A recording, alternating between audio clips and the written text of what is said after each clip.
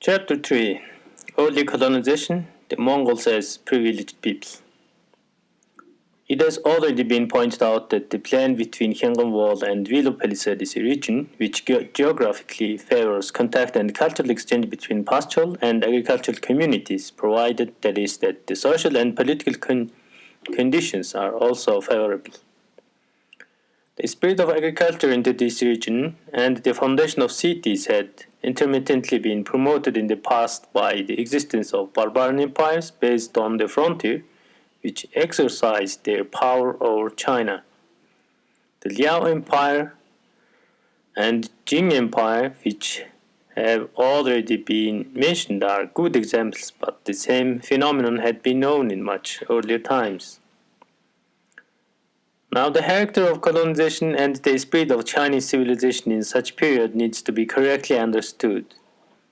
It doesn't mean a merging of barbarian and Chinese with a consequent infusion of urbanity in the barbarian and the virility into Chinese, followed by an outward surge of civilization of Chinese colonists into a raw barbarian lands at least not at first. It means, on the contrary, that when a barbarian people successfully invades China, it divides into two classes. An administrating, controlling, garrisoning body moves into the conquered Chinese territory, but main body remains behind in the original barbarian territory because this barbarian territory has always been essential to dominion over China and therefore can't be abandoned, for fear that another barbarian people will break in through it and challenge the newly founded power in China. 3-дугаар бүлэг эхэн үеийн колоничлол ба монголчууд давуу эрх дарахтай хүмүүсийн байр суурь. Их хянганы нуруу болоод уд модны хэрмийн хоорондохын тал нутаг болвол хөдөө аж ахуйн болон нүүдэлчийн соёл иргэншилтэй эртний нийгэмлэгүүдийн хоорондын соёлын болоод соёлын харилцааны маш чухал нутаг дэвсгэр байсан. Тэгээд энэ газар зүйн тогтсон ч гэсэн энэ хоёр нүүдэлчин болон тариачин нийгэмлэгүүд хоорондоо харилцсан соёлын солилцоо хийх, улс төрийн харилцан нөлөөлөлд байх эерэг нөлөө үзүүлдэг юм бүс нутаг байсан. Тэгээ энэ тал нутаг руу хөдөн газар хагалбарлан тариалах болоод хот байгуулах үйл явц бол эртний нүүдэлчдийн эзэнт гүрний хэрэгжүүлсэн бодлогын үр дүнд хөгжин бий болсон.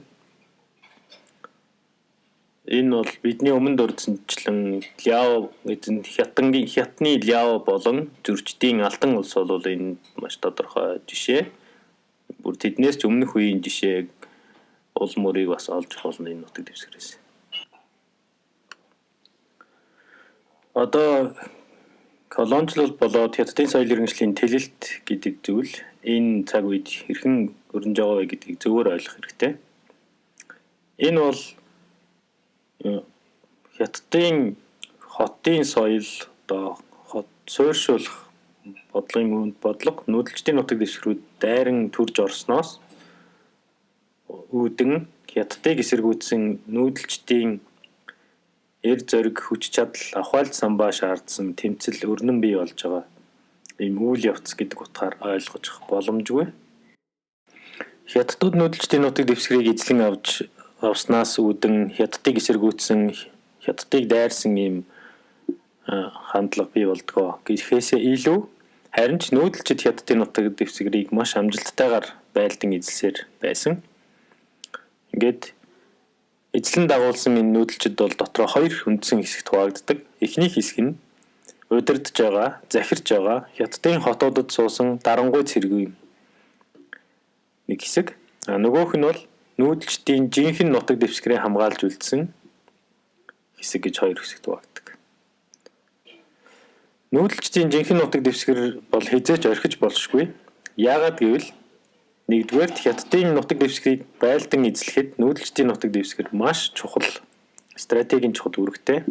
Хоёрдугаарт хэрвээ нутаг дэвсгэрээ эзэнгүй орхивол тэнд дахин өөр нэг төр засаг босоод хятадд байгуулагдсан нүүдэлчдийн засаг төрийн эсрэг одоо халдан довтлох, харилцан тэмцэлдэх байдал үүсдэг.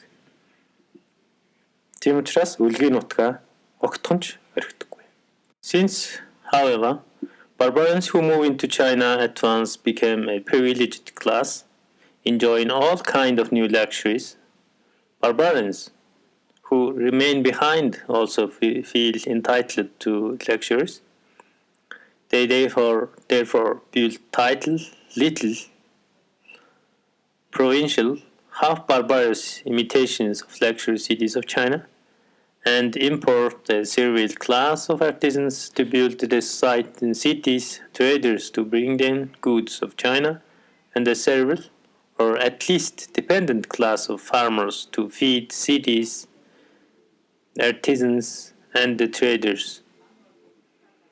Initial spread of the city building and agriculture of Chinese type into the region north of the Great Wall controlled by barbarians is therefore the normal historical cycle, a phenomenon of self-indulgence on the part of barbarians and of parasitic dependence on a part of the Chinese.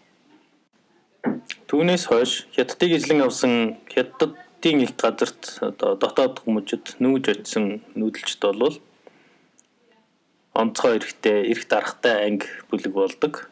Ингээд Хятадын бүхэл тансаг бараа бүтээгдэхүүнийг хэрэглэдэг, тансаг амьдралын хэв маягт хэвшсэн ийм удирдах хэсэг болдог бол их нутгаа харамгаалж үлдсэн нүүдэлчд бол мөн адил хамгийн тансаг бараа бүтээгдэхүүнийг хэрэглэдэг мөн удирдах анги давхар болдог ч гэсэн тэд бол өөрсдийнхөө нутаг дэвсгэртээр Хятадын асар хөгжингүй тансаг баян хотуудыг дуурайсан. Гэхдээ нүүдэлчдийн арга барилаар дуурайсан тийм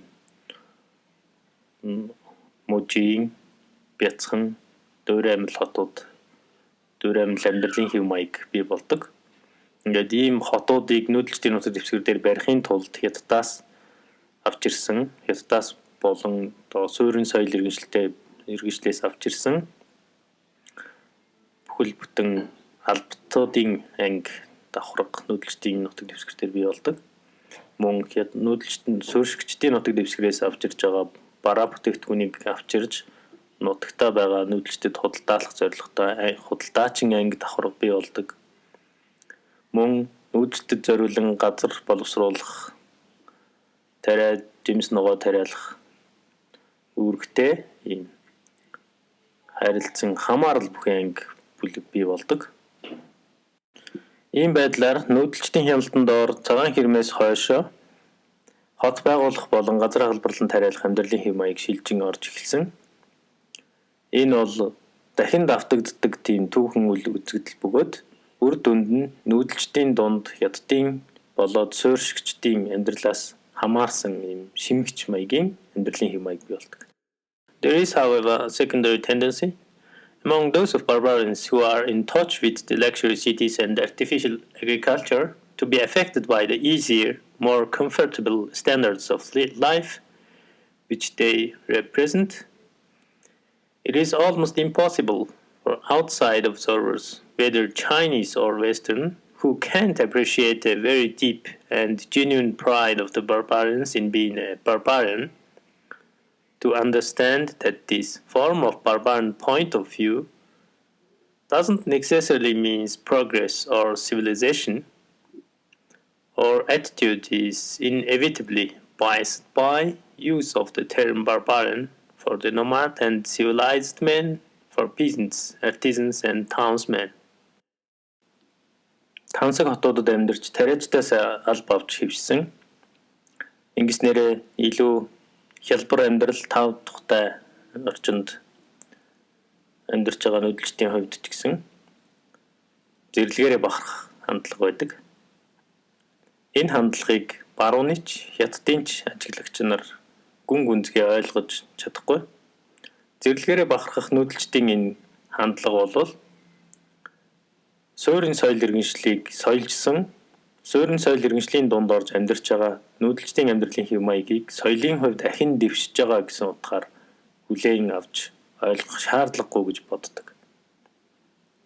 Учир нь нүүдэлчдийг зэрлэг урчууд, тариачид хотынхныг соёлжсон хүн гэж томьёолж байгаа бид нарын өөрсдийн энэ шударга бус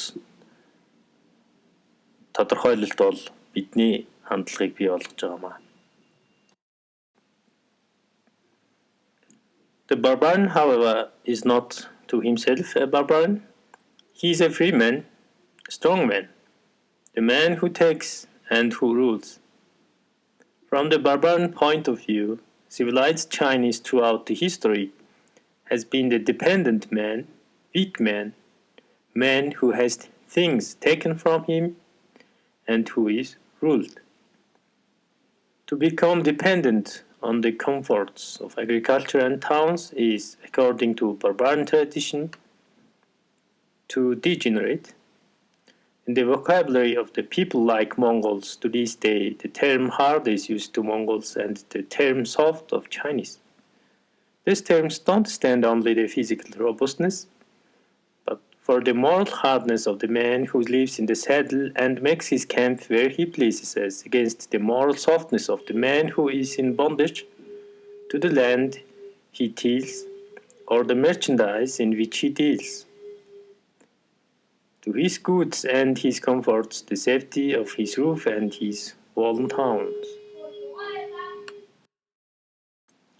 Зэрлэгүүдийн бодлоор тэр өөрийгөө зэрлэг гэж боддгоо. Харин ч эрх чөлөөтэй, хүчтэй, бүхнийг эзлэн авдаг, удирддаг хүн гэж өөрийгөө тодорхойлдог. Зэрлэгүүдийн бодол санаагаар соёлжсон хүмүүс буюу хятадууд бол түүхийн туршид сул дорой бага бүхний булаалгаж эзлүүлсэн өөрөө боол болсон тийм хүмүүс гэж ойлгодог. Ингээд хотын амьдрал хөдөө аж ахуйн зохицох болвол нүүдэлчдийн хувьд сул дорой болох доройтох гэсэн утгатай. Өнөөгийн зэрлэг нүүдэлчдийн нэг хэсэг болох монголчууд хэлцдгээр монгол хүнийг бол хатуу, имэйл дээр хатуужсан ёс суртахууны болоод бие бялдрын хувьд жирэг гэсэн утгаар илэрхийлдэг болвол харин хятад хүнийг сул дорой тарьсан тариа хийсэн бараагаа зарахын тулд өөрийнхөө гэрийг аюулгүй байлгахын тулд зэр зэвсэг агсахын оронд харин бусдад боол болж болсон сул дорой хүмүүс гэж тайлбарлаж ойлгодог.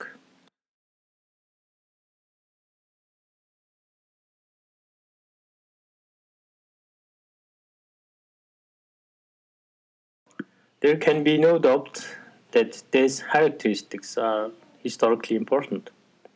Mongol herdsman looks down on Mongol farmer. Even among the Manchus, whose assimilation to the Chinese is usually regarded as a complete, men of the border older Manchu villages in the Manchuria, though they have quite lost their Manchu speech, tend to claim that they are harder and purer than the city Manchu of Peking and to claim a moral superiority even though they somehow grudgingly admit and admire superior sophistication of the city Manchu. Энэ мэд шинж чанар бол түүхэн үднээс маш чухал байсан гэдэг нь гарцаагүй.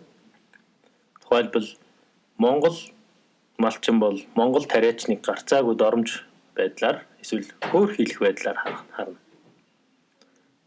Жишээлбэл хөдөө тосхны манж хүн бол хотын манж хүнийг биширч харахаасаа гадна бас өөрийгөө хотын буюу Бээжингийн манжнараас илүү цэвэр, илүү хатуу, чирэг гэж тодорхойлдог. Historically, the periods which we regularly treat as periods in which the barbarians are civilized by the conquered become quite different if we realize that they were periods in which barbarians consciously indulged themselves in the morally questionable case of civilization. The psychological characteristics of such periods is that of the athlete who breaks training with the feeling that he can always at some future time work off the effects of easy living and return to form. It is only after 2 or 3 generations that barbarians find they have lost their grip on their old form and themselves become subservient to the civilization which they had begun by exploiting. Хятадууд нүүдэлчдийг соёл эрх шинжилтэй болгосон гэж одоо бидний тайлбарлаж байгаа тэр түүхэн цаг үеийг бид нар өөрөөр ойлгох боломжтой. Нүүдэлчид өөрсдөө ёс суртахууны хувьд асуудалтай суурин соёл иргэншлийн нөхцөлд өөрсдөө ухамсартайгаар хэрэгтэй зүйлсээ сонгох явцад энэхүү соёлд нь уусах үзэгдэл бий болсон гэдгийг ойлгох чадах юм бол хятадууд нүүдэлчдийг хүмүүс соёлжуулсан гэдгийг гэж ойлгож байгаа цаг үеийг бол огт өөрөөр тайлбарлах боломжтой юм. Соёлынхоо хувьд хятадтай уусан ижилсэн энэ нүүдэлчдийг юутай харьцуулж болох вэ гэвэл тамирчин хүнтэй харьцуулж болно. Өдөр тутмын дасгал амьдралын хിവэ маяга өөрчлөөд үүнийхээ үр дүнд тамирчин биш энгийн хүн болсон энэ амьдралын хив маяг тишгээр бол нүүдэлчд болоод суурин соёл иргэншилтэй хятадуудын хоорондын харилцааг хамгийн энгийнээр тайлбарлаж болно. Нүүдэлчд өөрсдөө 2-3 үеийн дараа анх тэд хүлээн зөвшөөрдөггүй байсан ёс суртахууны хувьд байж болшгүй тэр зүйлсийг өгдөөгүй хүлээн зөвшөөрдөг болсон байдлаа анзаардаг байна.